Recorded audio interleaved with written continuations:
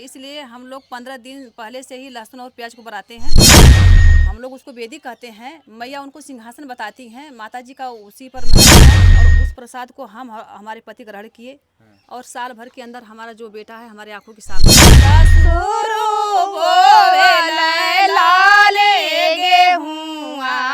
भसुरु bowel का पटोहिया बहंगी छठ माई के जा, बहंगी छठ माई के जा। नमस्कार। इसमें हम लोग जौनपुर में हैं और जौनपुर के चंदवक थाना क्षेत्र के अंतर्गत एक गांव में पहुंचे हैं जहां की ये दो कलाकार हमारे साथ जुड़ी हुई हैं। चूँकि इनके जो गाने हैं बड़ा तेज़ी के साथ वायरल होते हैं, चूँकि इसमें यूट्यूब पर ये लोग धमाल भी मचा रही हैं। अब आने वाला है छठ, तो छठ गीत को भी हम लोग जो है कि इनके जो गीत हैं वो हम आप तक पहुंचाने का प्रयास करेंगे, चूँकि इनके चैनल पर वो गीत जो है कि अब अपलोड हो चुका है, छठ का गीत, और इसके विधि विधान को भी हम लोग इनसे जानने वाले हैं। चूँकि ये बिहार का मुख्य प्रमुख त्यौहार है, आप जान ही रहे हैं, तो अब धीरे धीरे यूपी में भी इसका ट्रेंड बढ़ता जा रहा है। तो हम चाहेंगे सबसे पहले उस विधि विधान को आप बताएं, फिर उसके बाद हम लोग उस गीत को भी सुनने वाले हैं। जी जी, देखिए जितने दर्शक देख रहे हैं, पहले तो संजू और मंजू का प्रणाम, जय छठी मैया।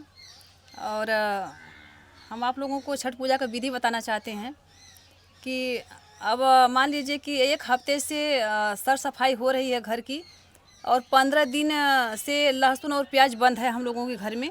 अच्छा, वो किस लिए?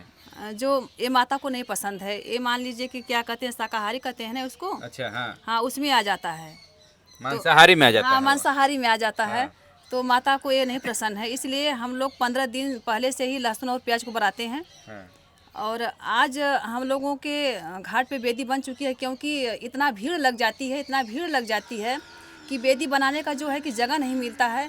तो एक दिन पहले से हमारे जो पास पड़ोस के लोग हैं वेदी बना के आ चुके हैं। थोड़ा सा वेदी के बारे में आप बता दीजिए। जी, वेदी घाट के किनारे पे बनती है। हाँ। तो वो जो माताओं का वो मान लीजिए कि सिंहासन होता है, हम लोग उसको वेदी कहते हैं। मैया उनको सिंहासन बताती हैं, माता जी का उसी पर मना कि बैठना होता है। और हम लोग उसी वेदी का पूजा करते हैं, उसको पोतते हैं, लेपते हैं, और मान लीजिए कि विधि विधान से पूजा करते हैं। और 2 दिन तक तो सुबह शाम हम लोग दीपक जलाते हैं। घर से निकलते हैं सुबह, मान लीजिए कि जब ये सूर्य उदय नहीं होते हैं उसके पहले हम लोग वेदी पर दीपक जलाने के लिए पहुंच जाते हैं। गीत गाते हुए पूरे मोहल्ले की औरतें साथ में जाती हैं, और माता जी का जो है कि चौतरा जो होता है, वेदी जो होता है, उसको पोतते हैं, लिपते हैं, उसको सजाते हैं फूल से, रोरी से, चंदन से, और दीपक जलाते हैं। फिर गाते हुए अपने घर पे आते हैं। तो पहला दिन का जो हम लोगों का व्रत होता है, सुबह से मान लीजिए कि हम लोग उपवास रहते हैं। शाम वाले में लौका और भात, लौका भात हम लोग खाते हैं। माता को मान लीजिए कि भोग लगाने के बाद में हम लोग अपना व्रत तोड़ते हैं। दूसरे दिन जो होता है, दूसरे दिन का जो छठ होता है, उस दिन हम लोग खीर और पूड़ी, गाय के दूध का खीर बनता है, भैंस के दूध का नहीं बनता है। अच्छा। हाँ, गाय के दूध का खीर बनता है। उस दूध में पानी नहीं पड़ता है, सिर्फ मान लीजिए कि हल्का सी चीनी पड़ती है और दूध में खीर बनाई जाती है। वो माता जी को भोग लगाने के बाद हम लोग ग्रहण करते हैं। फिर तीसरे दिन हम लोग क्या करते हैं कि नीरा जल एकदम उपवास करते हैं, 24 घंटा से ऊपर हो जाता है। अच्छा। शाम को हम लोग जल में जाते हैं, 4 बजे से जल में खड़े हो जाते हैं। फिर जब सूर्य जो है कि डूब जाते हैं, डूबने लगते हैं, उसी समय जो है कि अर्घ जो है कि दिया जाता है। फिर हम लोग घर पे आते हैं। फिर उसके बाद में मान लीजिए उस दिन रात में कोई सोता नहीं है। अच्छा। कोई सोता नहीं, रात भर काम चलता है। भंडारा माता का होता है। गांव के जो लोग हैं, हितनाथ जो हैं, नाथ रिश्तेदार जो हैं, सभी लोग घर पे मौजूद होते हैं। महिलाएं जुटती हैं, बहुत अच्छे से हम लोग उनका जो पूजा करते हैं, मान मर्यादा करते हैं।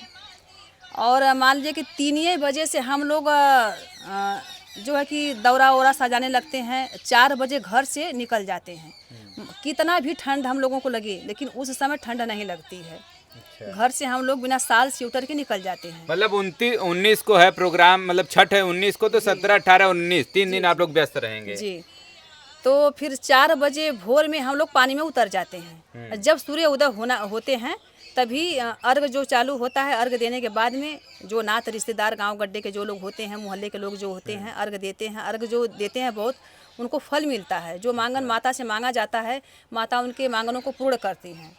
उसके बाद में हम लोग घर पे आते हैं। चलिए, आपने इस विधि विधान को सुना कि कैसे छठ मनाया जाता है। अगर आप नहीं मनाते हैं तो एक बार मनाना शुरू करिए, क्योंकि इन लोगों को भी कुछ लाभ हुआ है, तभी से आप मनाना स्टार्ट किए जी हैं। जी, जो हमने मांगा है वो पाया है जी। जैसे कि देखिए, जो हमारे 2 बेटे पहले पैदा हुए और उनका जो है डेथ हो गया, तो मैंने मैया से आंचल फैला करके घाट पे गई और आंचल फैला करके मैंने माता से भीख मांगा कि हे माँ, अगर हमें भी एक बेटा आप दे देंगी तो हम आपका व्रत रखेंगे। मैया ने साल भर के अंदर हमें बेटा दिया। वो बेटा आज हमारा 13वीं साल में लगा है, 13वां साल उसको चालू हो गया है। तो जब आप गए थे तो उसमें पूजा करने गए थे या किसी के साथ गए थे आप पूजा नहीं करने? नहीं, मैं माता से भीख मांगने के लिए घाट पे गई थी। तो जो महिलाएं लोग होती हैं व्रत रखती हैं, हाँ, हाँ। तो उनकी आंचल में फल रहता है, तो वो लोग हमारे आंचल में अपना जो है कि फल डाली, हमको दान दिया। माता जी का जो है, सुने कि उसमें तमाम ऐसे फल होते हैं 32-36 प्रकार के। 36 प्रकार के फल होते हैं। हाँ। तो हमको प्रसाद मिला और उस प्रसाद को हम हमारे पति ग्रहण किए और साल भर के अंदर हमारा जो बेटा है हमारे आंखों के सामने है जी। तब से हम माँ का बहुत ही मान रखते हैं। माता तब से हम माँ का व्रत रखते हैं। आज 13वां साल हो गया है। स्पेशली तौर पर ये छठ पूजा तो अपने बच्चों के लिए ही रखा जाता है? नहीं भैया, ये तो हम कहेंगे कि जितने दर्शक देख रहे हैं सभी दर्शकों को ये बताना चाहते हैं कि ये केवल बेटों के लिए नहीं है, बेटों के लिए है, बेटियों के लिए है, नौकरी के लिए है, चाकरी के लिए है, सुख शांति के लिए है, पक्ष पक्षी के लिए है, पति के लिए है, परिवार के लिए है, भाई बंधु के लिए है, गांव गड्ढा के लिए, सबकी जो है कि माता मनोकामना जो है पूर्ण करती हैं। चलिए, आपने इस विधि विधान को सुना और इनके जो लाभ हैं इन्होंने उस लाभ को भी बताया कि हमारे साथ ऐसी घटना हो चुकी है। अब हम उस गीत को सुनना चाहेंगे जो आपने गीत तैयार कर रखा है छठ का। जी जी।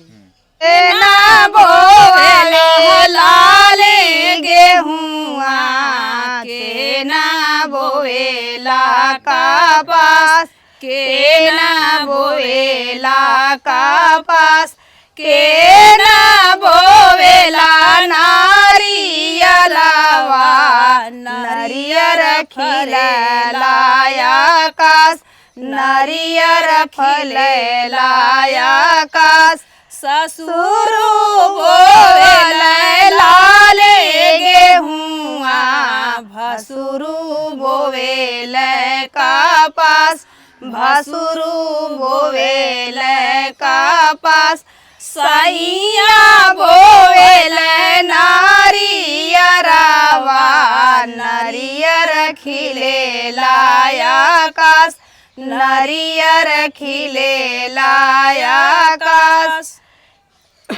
चलिए, आपने ये गीत गाया। एक और गीत है जो आप अभी सुनाना चाहती हैं। अभी आपने उस गीत को अपने चैनल पर अपलोड भी किया है। जी जी।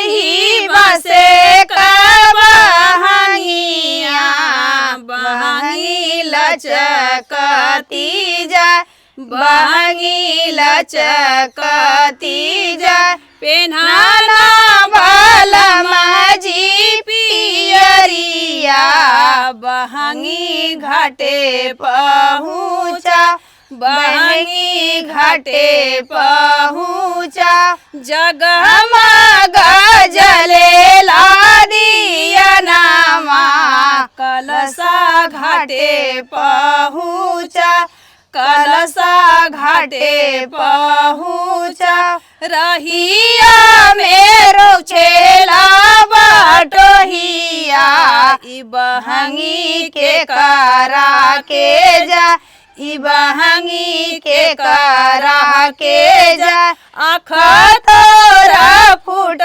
रे बटोहिया बहंगी छठ माई के जा बहंगी छठ माई के जाए। क्या बात है। आपने देखिए, अभी छठ आने वाला है और छठ के विधि विधान को आपने सुन लिया और छठ के गीत को भी सुन लिया, क्योंकि ये गीत जो है कि घाट पर गाए भी जाते हैं ये जी सब। जी जी भैया, गाया जाता है। हाँ। चलिए, मतलब इस गीत को छठ के पर्व पर घाट पर गाया भी जाता है। और फिलहाल छठ के बारे में आप क्या सोचते हैं कमेंट करके जरूर बताइएगा। और संजू मंजू जी के इस गीत के बारे में आप क्या सोचते हैं कमेंट करके जरूर बताइएगा। फिलहाल कमेंट बॉक्स में जय छठी मैया लिखना न भूलिएगा। फिलहाल मिलते हैं एक और नई खबर के साथ, एक और नई जानकारी के साथ। तब तक ले thanks for watching this video. जय हिंद, जय भारत।